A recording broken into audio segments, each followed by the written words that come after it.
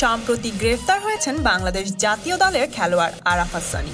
নাসরিন নামের এক তরুণী তার নামে সাইবার ক্রাইমের মামলা দায়ের করেন এবং এরপর পুলিশ তাকে গ্রেফতার করেন এবং রিমান্ডে নেন। জানা যায় ওই তরুণী তার বিয়ে করা স্ত্রী, যদিও আরাফাত সানি তা অস্বীকার করেন। তবে এই নিয়ে চলছে বেশ জল্পনা কল্পনা। বিসিবির প্রধান নাজমুল হাসান পাপনের সাথে কথা হলে তিনি জানান, অপরাধী প্রমাণিত হলে আরাফাত সানিকে নিষিদ্ধ করা হবে। মঙ্গলবার গণমাধ্যমকে তিনি আরও বলেন, এ ধরনের ঘটনা কোনোভাবেই বরদাস্ত করা হবে না। সেই সাথে নিউজিল্যান্ড সিরিজে তার দুর্বলতার কারণেই দল হেরেছে।